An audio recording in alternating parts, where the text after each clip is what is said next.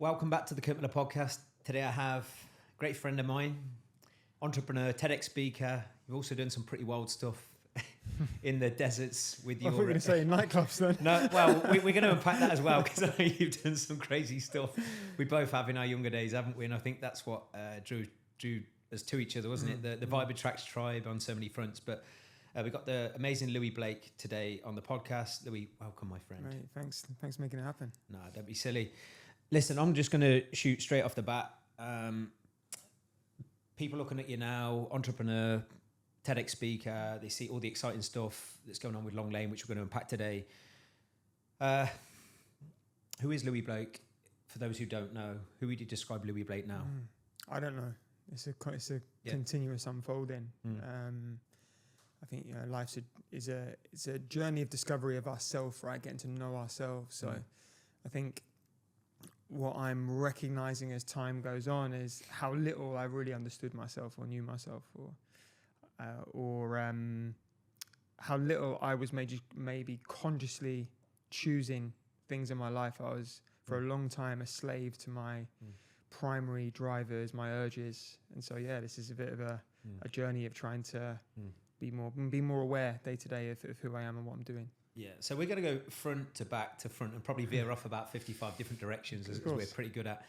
But I'm going to start the front. So, because it's a fascinating project. I know you came to one of my events the other month, and it was a brilliant event, by the way. I had a great day. Thank you so much, because it's so hard sometimes. You know, when what you put out on the front end. No, I got so much from it. Great people there, great speaker. I got a hell of a lot from it. Met some amazing people as well that I'm still connected to. So thank you. Yeah, like you, Lou. If I do something, I do it, and it's. I just love. This is why I'm so obsessed with unpacking your story today, Louie. People who are so mission led. Now, for those who don't know what Long Lane is, I am going to start with that. What is that? Because I think it's a fascinating project. I think it's very unique, and I don't think anyone else is doing it.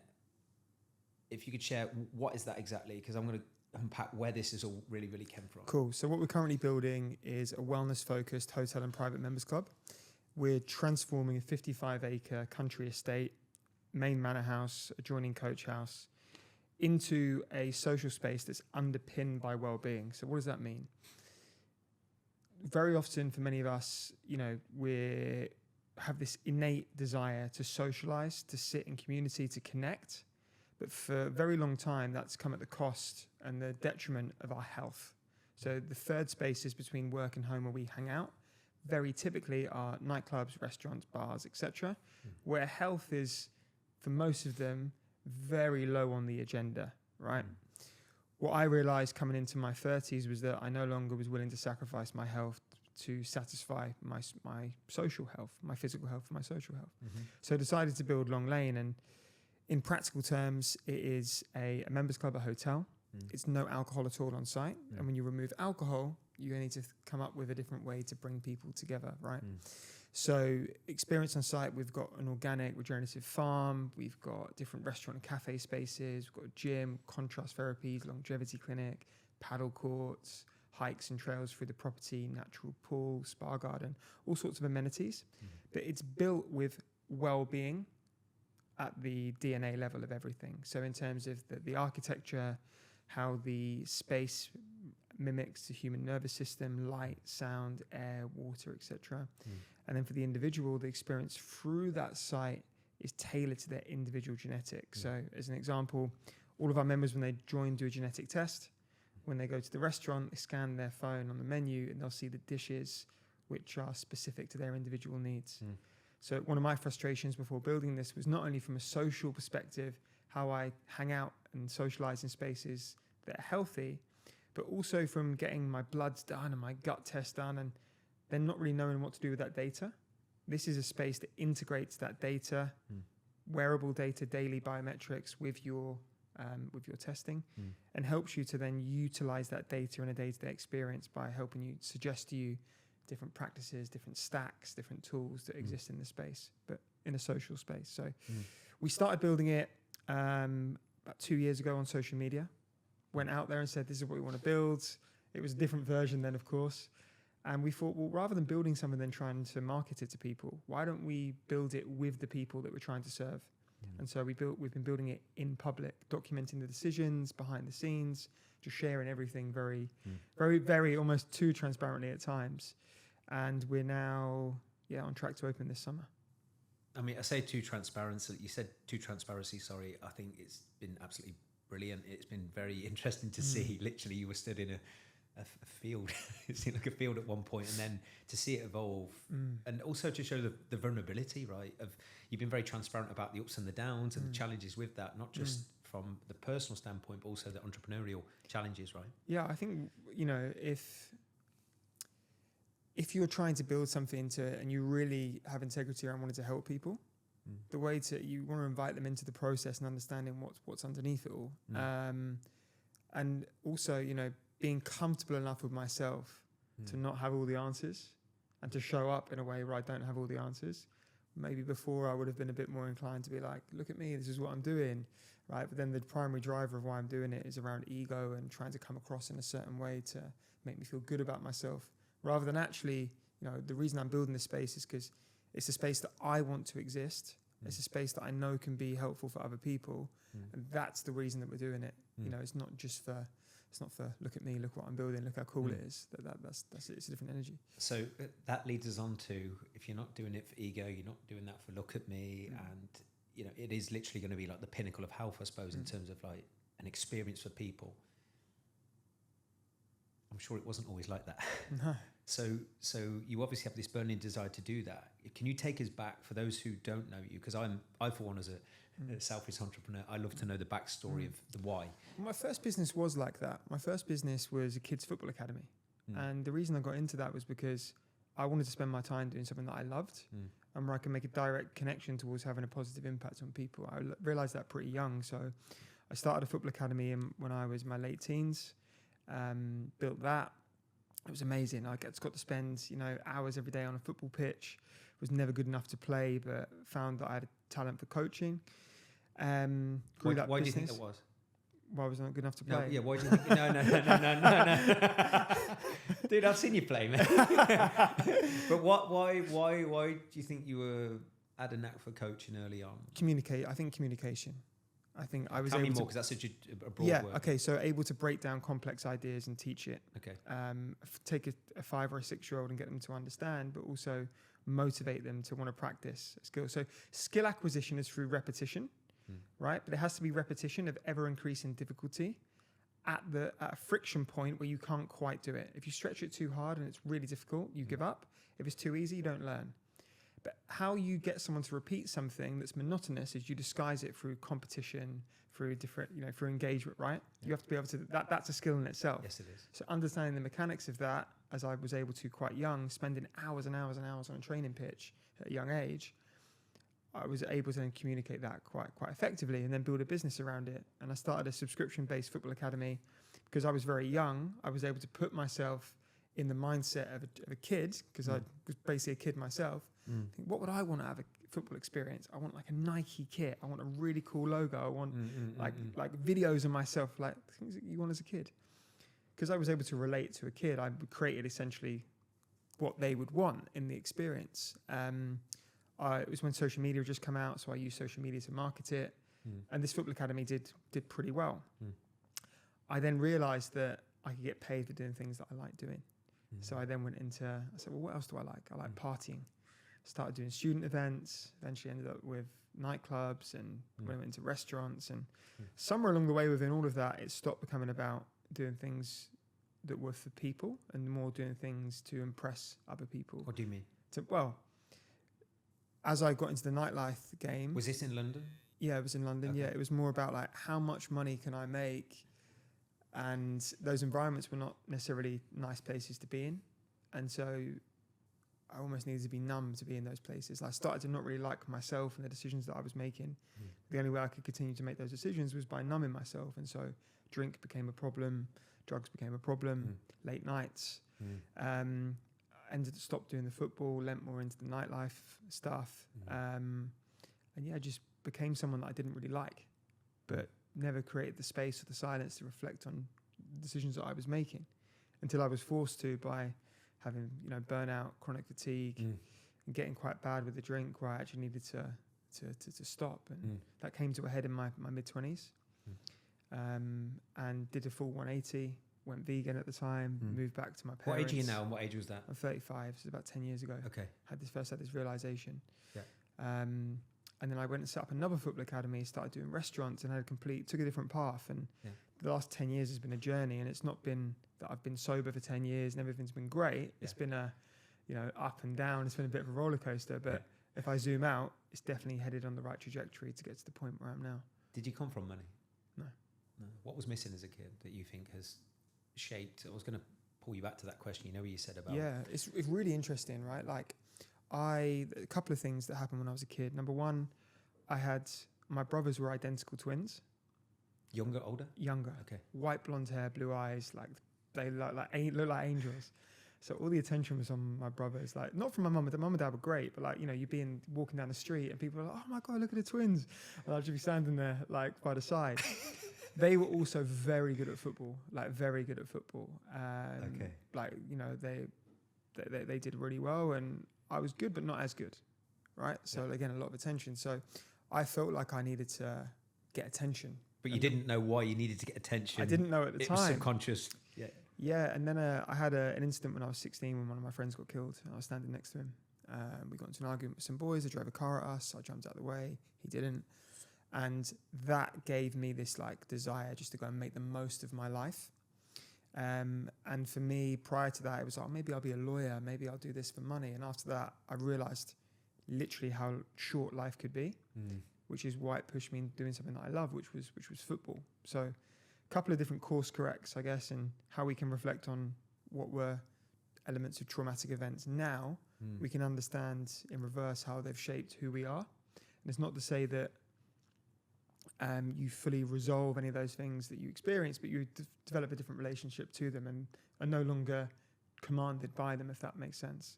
I still recognize times where I'm looking for validation or I'm looking for approval from the outside, but it's the recognition of that energy as opposed to blindly responding from it, if that makes sense. Yeah, I mean that's such a young age to see something like that. Did that take you? Obviously, it must have took you a while to emotionally get over it. I'm sure you still think about it now at some point. But do you think, Lou, that was a significant moment that really brought to the fore how important purpose and doing something you love was? For sure. And that can take a while. It took me a pretty while. Yeah, well, you know what? I think actually that it was a group of friends that were there at that time. We met up over Christmas, and we haven't spoken about it since it happened. It was almost 20 years ago. And for the first time we spoke about it, and it was interesting how each person had formed a different relationship to that experience and what had happened in their lives as a result. And it was different for all of us. For me, it was about, wow, life is really short. I've just seen how short life can be. I don't want to waste it. I want to go out. I want to experience things. I want to do things. And this is why I'm running around everywhere making the most of things, because I have that perspective. For other people, they form a different relationship. But I think I definitely suppressed it. I didn't deal with it at the time. And it's unraveled later in life. That's an extreme example, but what I've realized through the work I've done with psychedelics and through for psychedelic assisted therapy is to unpack how what on reflection are seemingly very small things at the time when you experience them are actually big things. And so a traumatic event is contextual to how you felt when you experienced it. It could be someone shouting at you when you're a kid. It could be seeing an act of violence when you're 2 or 3 and not really remembering it, right? But it's there. So it's about forming a different relationship to that from the new perspective that you have, which is kind of the experience I had. So what exactly have you done? Because this is super important, because what's interesting on that subject of suppressing emotions, and you saw at our event, I'm so passionate about that subject because I think so many people do not transform in my field when it comes to health, fitness, mindset, identity, because they suppress emotions, which drives a thought and a belief that then drives habits and behavior. Right. There's so many different things out there that can be incredibly confusing. And I know what works for one might not work for many, but what have you found that's worked and maybe not worked? So getting closer to God / universe / yourself, whatever wording you want to frame that around. The way that I've done that is ultra endurance running. spending 12 hours by myself in my own head, you go to some interesting places. All I've done there is create silence, create space to go back into that experience. Psychedelics,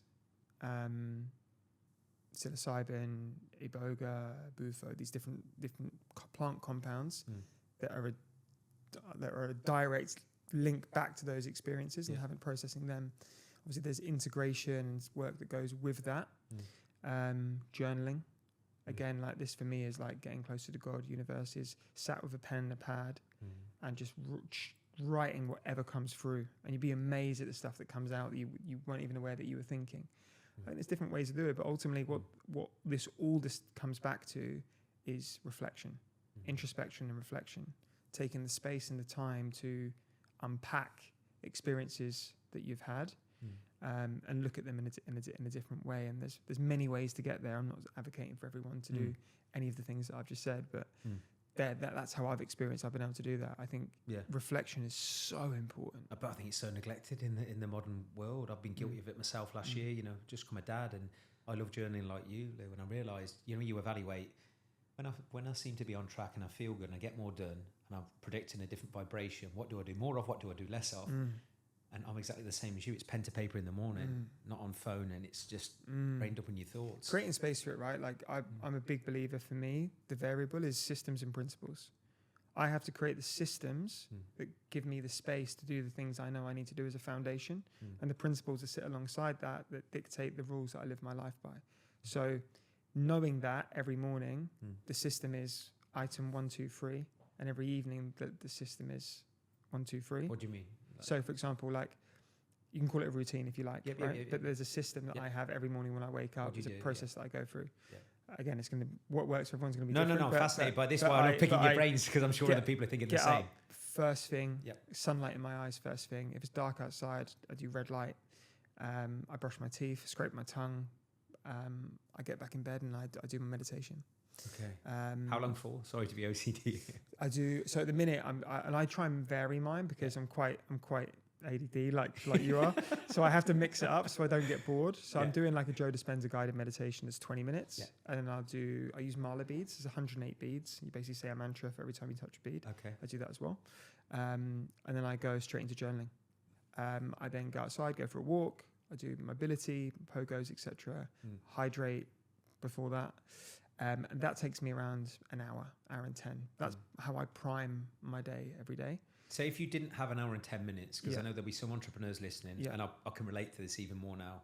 I've now got a kid, and my routine that when pre-kid and less responsibilities, I had time to do a lot more. You have to again, like, comes back to self-critique, like to introspection. Yeah. What's the highest leverage tool that you have in your toolkit? I have the luxury of not having kids and being able to have a lot of time for myself. I've set up my life so that I've got time and space to do these things. If I didn't, the highest impact activity I'd probably do 3 rounds of breath, sunlight in the eyes, and go for and read or journal probably 20-30 minutes. That was how I'd set my day up. If not, I'd do it in the afternoon. I'd create time there because the quality of my work is directly correlated with the quality of my state. And I know in order to create the state that facilitates good work, I have to do those things to prime my body first and foremost. It's not, I don't start work until I've primed. There's no important work that takes place before the state of energy that I'm in, because the state of energy I'm in is reflected back in the work that I do. So that's more important for me, as is my health. Is more important than any work that I could do. Because by following the health system, I'm going to show up for work in a much better state. So systems and principles, and that structure gives me freedom. Without that structure, coming back to being a slave to our impulses, right? Well, my impulse for lust, greed, whatever. What was that like in the past? Well, I just did whatever I wanted. Right? Like just totally reactive. And this is the worst thing. Like, in my 20s, I had some money, had some status, you could say. We spoke about this. Right? I could do what I wanted, and it was at the time it felt like a blessing, and on reflection, it was a curse. Okay. Be careful what you wish for, because you might get all of it. And when you get all of it, you realise it's not actually what you want, or it's damaged what you actually want in the longer term when you zoom out. So Yeah. You've been fortunate enough to be around, like myself, some very lofty entrepreneurs, and you've probably seen patterns and trends like I have in people who have got the success, got the money, but then some seem to be more emotionally content versus those that seem to be constantly stressed, healthy, even if they might look healthy. Like, what do you think those who seem to be a bit more content do versus those don't do in all the circles you've been in? Because something I think about myself is like, it's understanding and being able to analyze my own reasoning behind why I'm doing what I'm doing in a very vulnerable way. So if I think I want something, let's say I say that I want something, I'm striving towards something, really unpacking why I'm doing that, what that's rooted in. I just did this most recently over Christmas and New Year. I last year went really in on the running. I was like, I'm going to run a sub 3 hour marathon. I'm going to run a sub 17-minute 5K. These external metrics that I placed on the success of my running were rooted in the need for validation from the external world, because that was a gold standard that everyone else had decided, right? When I did the sub 3 hour marathon and the sub 17-minute 5K, which I knew I was going to do. That's still insane, by the way. Did I feel any different? No. Do I actually enjoy running marathons? No, not really. Now, there was a benefit because if there was an outcome that I got from it that was beneficial to my wider goal and who I want to be. But is that what I most enjoy? No. I love boxing. I love jiu-jitsu. I love weight training. I like doing the odd run here and there. I like doing what I feel like doing from an exercise perspective. But they're the things that I get more joy from. So this year for me is about how do I bring more joy into my life through those experiences rather than like hard work. I can still work hard within those disciplines, but it became for me about that external goal, and I could see the path I was on. Maybe a 250 marathon now, I could do that. Maybe a 240 marathon. And it became more about the time than the experience of actually running the marathon, training for the marathon. And then also if you've got other people, because you've got a decent following, and I've got, Lou, that's great, and you could do this. The dopamine was like, can I do it and not post it? And now, like, can you do it and not post about it? And I would almost like, be able to validate why I would post about it. Oh yeah, I'm trying to inspire people to run. Bullshit. I'm not. No one's seeing me running that and be like, I could do that, because most people can't, right? So it's not empowering for people seeing me run take 20 seconds off my 5K time. Leaning back into now, like, the lens I use from which to post is like, is me sharing this experience of building this space a net positive value add to people that may see it? I hope so. Why do you think it is? Because I know it is, but what I'm trying to do is raise the standard of what we expect from these spaces. Whether you never come to my space at all, if you see how we've built using natural materials, if you understand the impact of endocrine disruptors, of non-stick pans, of chemical solvents, of pesticides, herbicides, because that's what underpins what we're building, the avoidance of those things and bringing back in healthier ways of building. If you understand that and then can action that in your own house, or when you go to a restaurant, you start to ask for these things. Collectively, we raise the standard of what we come to expect from these spaces. Business is unemotional. It simply responds to the needs of the market. So we can all play a role in doing that. And if I can shine some light on that, that's amazing. That levels up everyone's experience and makes everyone healthier by default. So yeah, less about me, like, look at me, look what I'm building. More about like, this is why we're building this like this. Because I want to now go to spaces and as a customer and also be able to access organic food, clean materials, staff are treated well, everyone's, No, I get it, but you're using that vision and mission to create more awareness of blind spots that people don't even know might be hindering their health or how they feel, their energy. Which brings me on to, if usually when you feel that strongly about something, which you clearly do, and you've gone all in on this, Louie, right? Which is amazing to see, especially as an entrepreneur myself. When someone is going all in on something, and you've just mentioned those things, would it be correct in saying that when you look at the world today, in places like Dubai, which we all love, of course, for so many reasons, and the UK sometimes, do you see many flaws in the way people manage their health and just simply operate with their life for you to feel that strongly about why these things are now needed? Because usually it's a bit like me. I go, okay, why do I feel so passionate about helping shift someone's identity and help them live with confidence. Because I believe there's so many people on this earth, especially in the entrepreneurial space, that are living with a mask for the confidence they don't have. They might show that, but they don't see themselves as that. And I think it's emotionally heavy, and it's going to affect them and the people they love in some way. But coming back to yourself, like, for you to have such a burning desire, you must see a lack of that in the world today. I think for you and for me, we've had an experience where we've been in dis-ease, pain, emotional, physical, whatever. We've had an experience where we've transcended that through a way of living, and we now want to help other people go on the same path because we felt the difference. I know the physical health that I enjoy today allows me to have a quality of life which is superior to the one I had before when I was in a different state of being. And the way that I've been able to achieve that is through spending time in these spaces. So I think about, what is my unique skill, experience, leverage that I can give back to the world to help take people on that same journey. And the physical form of that is the space that I'm building.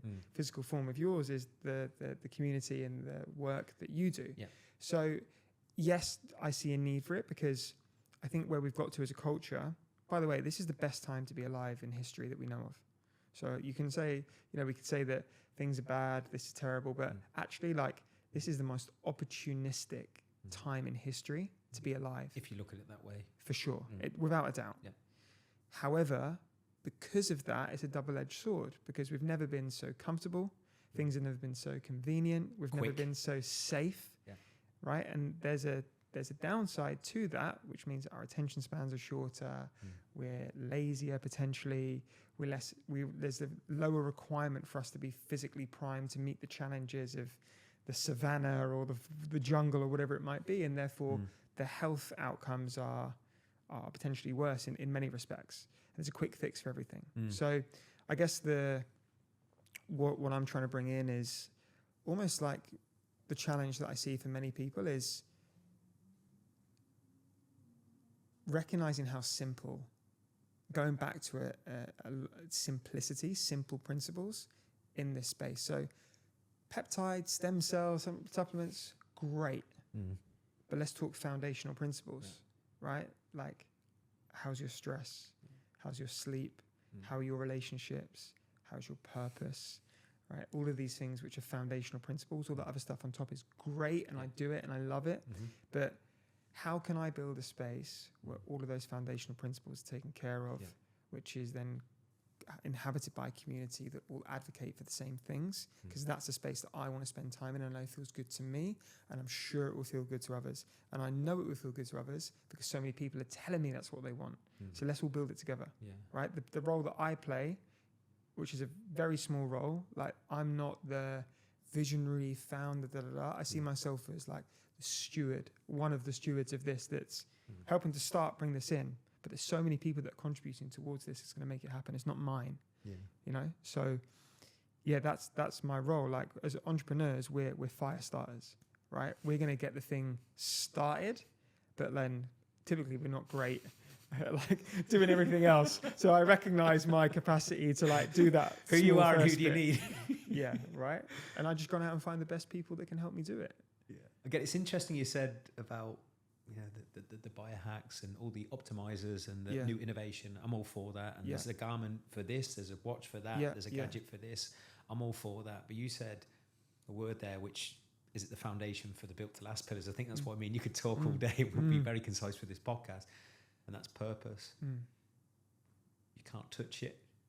You can't buy it. And the other one is environment. And you said something as well about doing something first thing that primes your state, because that's going to ultimately play a major role in how you feel, how you perform, and your decision making that day.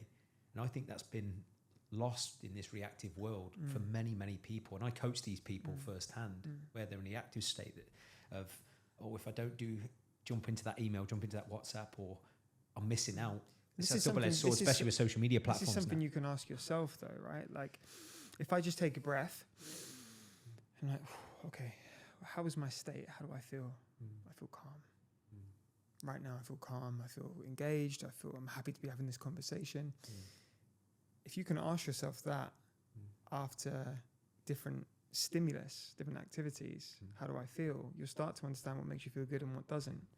But to your point, because we're always in a rush, the next thing, and we're medicating with different things, whether that be caffeine, alcohol, cigarettes, whatever it might be, we don't have an awareness of what makes us feel good and what doesn't. And that's where I come back to this term of being a slave to our biology, a slave to our drivers, right? So, if you drink a coffee and you feel stressed, maybe try and drink the coffee at a different time of the day the next day.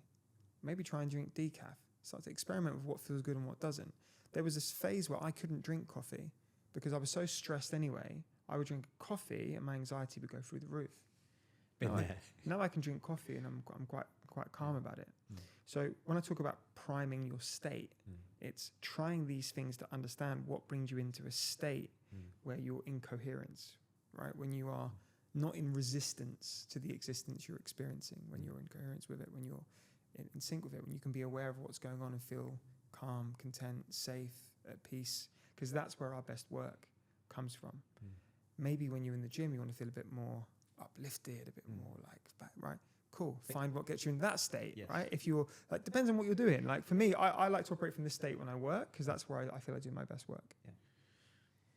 But what you're saying comes back to what you shared 20 minutes ago. If people don't take the time to reflect on what's working within themselves, let alone about their business KPIs, because I say this time and time again, most entrepreneurs will take time to reflect on their numbers at the end of the week and their KPIs and their team's performance and how much they've spent on ad budget, but themselves, it's just like a. But all that is downstream of downstream of yourself. If you're the founder of that business, for the most part, right? Yes, it's all downstream of that. Yeah. And people pick up on that. If you're a leader, right, very often the organization takes the shape of the person that's leading it and their energy. So, I think it's hugely valuable. And understanding the impact that has. So when you walk in a room, if somebody walks in the room and they're like their head's down, they're not happy, whatever, you feel the energy in the room shift. Right? This is tangible. Like somebody walks in, they're a bit moody, they're glum, or whatever. You're like, ooh, you feel it. Somebody walks in the room and they're like happy, they're smiling. Like I said, I was just in Cape Town, right? The energy of the people there. Even the guys that was a cafe that I was going to, the guys come over, they're like, yes, well, what you get? You're like, ooh, like I feel good. I feel good to be here. So these spaces are created by the energy that people bring to them. If you're a leader in your business and you show up and you're in that prime state, you're ready to build, you're ready to nurture, you're ready to grow. This reflects into the rest of the team, but you can only do that by. If you're an inspired state yourself, you can't give what you can't have. Exactly. Yeah, exactly. I get it. What have been the biggest challenges with entrepreneurship? Is the ability to flourish in ambiguity. Entrepreneurship is literally, can I not only function but flourish in the uncertainty that what I'm trying to create will even exist? Because it's a daily lack of control to many extents over your entire life. If you've made the project your life. That is literally it. I think that's what makes them a really highly effective entrepreneur, which is so closely tied to self-regulation and energy state, right? It's literally, can I continue to show up, function, flourish in uncertainty? Especially when a startup, because your startup can go from in the morning feeling like you're about to absolutely crush it into the evening where you may not exist in a week's time. Like that's what, and you have to be able to navigate that fluctuation between the two. And certainly Long Lane has been that, the whole time. So you don't need to go into specifics about, I'll go into specifics, right? Like tell me what the biggest scare has been and what did you do? So we had an investor that we had really cracked on with the work because they'd signed a term sheet. Yeah. I know money in the bank first, but they signed a term sheet and really conversation, whatever. That investor was over £1 million, ended up pulling out. And I turned down a different investor whose terms didn't align with this one. And we were then scratching around going, hang on a minute, if we don't plug this gap in the next few weeks, the whole project could be over.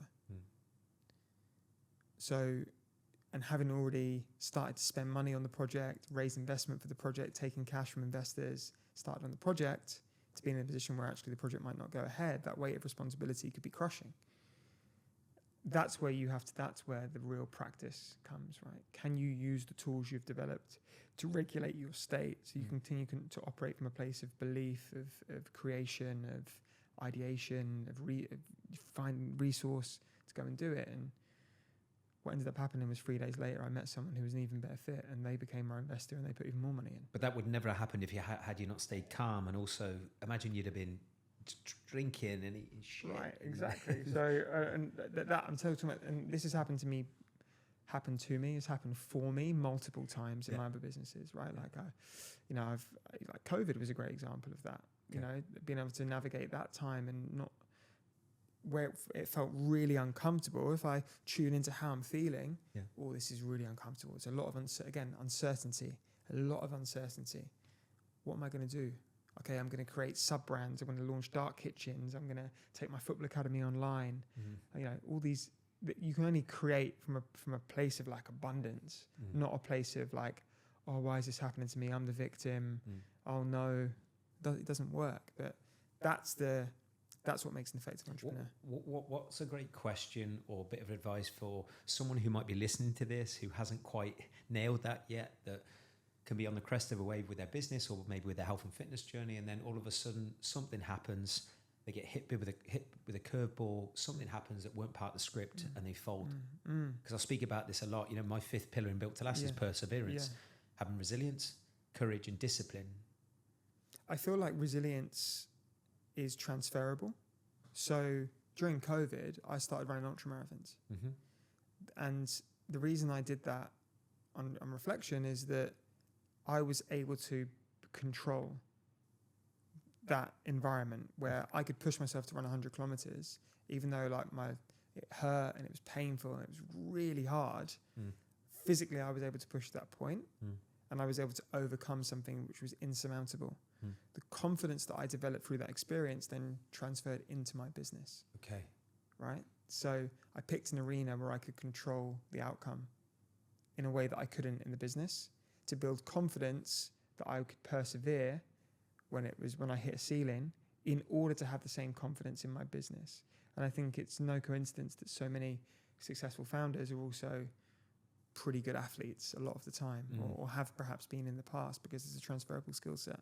Not that everyone needs to go out and run ultramarathons, but what it comes down to is, again, being able to self-regulate and being able to maintain that state when shit hits the fan, as you said. And it's an understanding, it's a self-dialogue as well. You know, like, if you can also reflect on times where something seemingly bad happened that actually turned out to be for your benefit, just write that out. I remember that time when I was, this really bad thing happened, but actually it turned out to be the best thing for me. And there was another time. Have you got any frames around that, for example, that you've done? Because I think it's so important. All of us have these moments in our life that weren't part of the script, that causes trauma, whether it's for a few months, a few years, even decades for many. And that can control us. And I literally write it out. If I'm having a moment like that, I'm like, when this investor turned me down and I thought the thing was over, it actually created space for this investor to come in who was a better fit. When I failed in this marathon to get in my target time, I learned that I didn't take enough sodium each hour. And then when I did do it, you've reduced the emotional intensity of that thing, and you've inadvertently you've expressed the emotion rather than suppressed it. And you've also created logic around it. Yes. I think also, like, something I've been leaning into more recently, and I throw the God word around a lot, but you can replace it with universe if you like, but building that relationship with something greater than us, it takes a lot of the pressure and responsibility off. Yes, you have responsibility and autonomy, you have freedom of choice, but we're part of a greater design. And I believe that greater design is guiding us, is directing us. And if we come into collaboration with that energy, then we're always good. We're always good. So it's 2026 now, and I'm sure you'll agree that the world is pretty demanding just now. There's lots of change, lots of opportunity, like you said. There's never been a better time to maybe start a business, grow a business. And one of the biggest things, I shared this at my event, but I'll share it again now, that I've seen and continually see even now is people are so overwhelmed. Even if they feel there is opportunity, what would be your advice to someone who's overwhelmed at the start of their business journey, or maybe they're in the midway phase of their journey, or they're trying to exit this year, or someone who's trying to start a fitness journey, or basically someone who's overwhelmed with what they need to do to take them to where they want to be? So I've been mentoring founders for 6-7 years now. Yeah. The most consistent thing that comes up is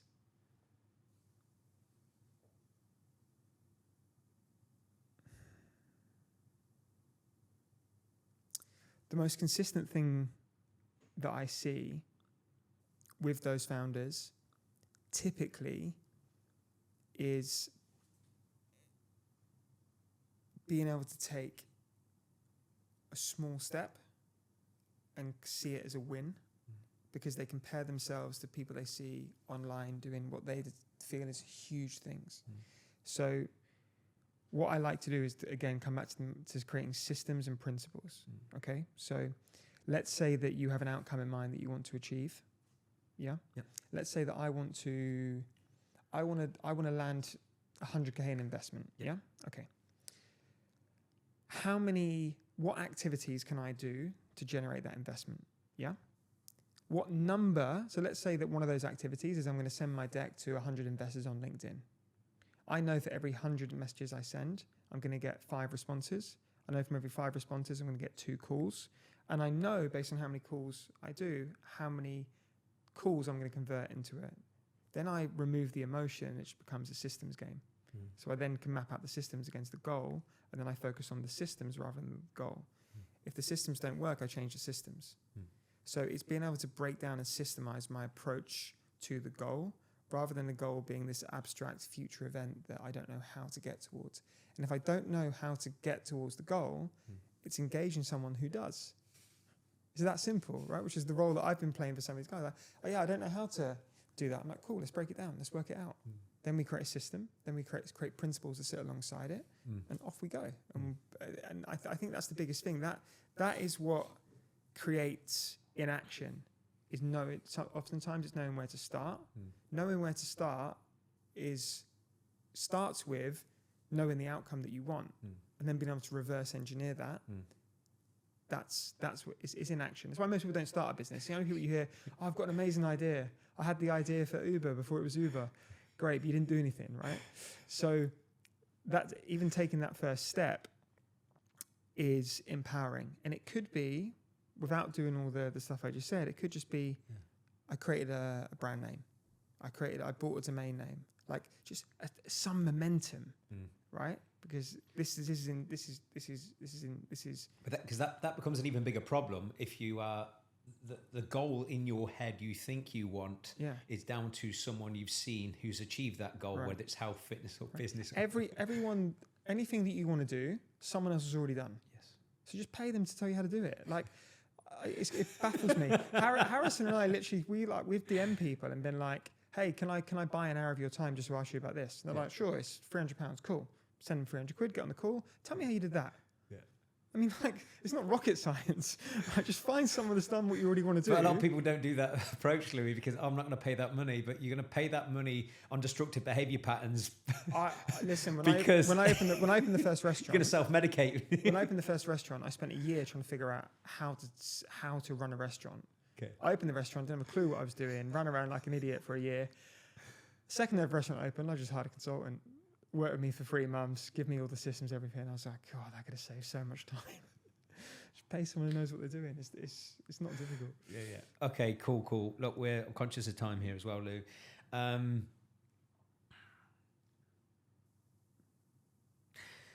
When you're looking at the vision for Long Lane, like fast forward in 3 years' time, you might not be able to answer this, but I'm going to ask you anyway. Fast forward 3 years' time, you wave a magic scenario. What do you want people to feel and view Long Lane as? I would love for people to say, my life is better because this place exists. That's what that for me is the ultimate metric. Financial success is downstream of that.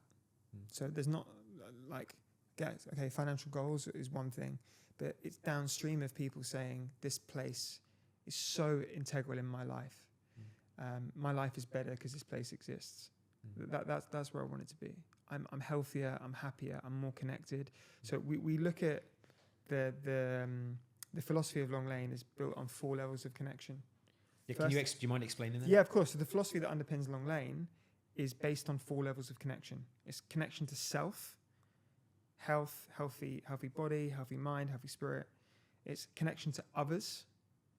It's connection to nature, and it's connection to purpose through these layers.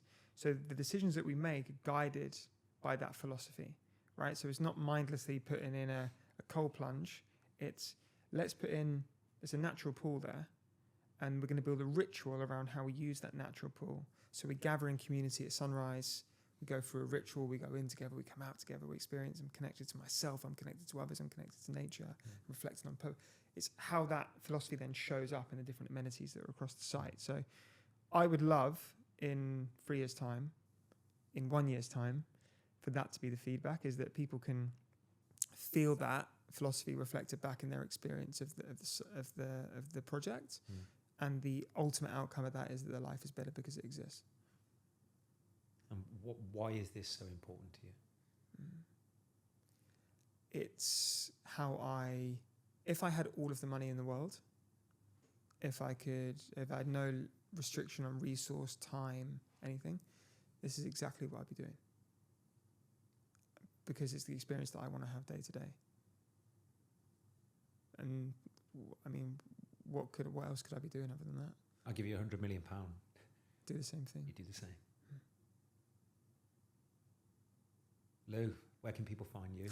And where can people find you? And also for anyone who wants to look at Long Lane, what you're doing. longlane.co.uk. Yeah. I'm on Instagram, Louie Blake, writing on Substack about the journey as well. So yeah, that's it.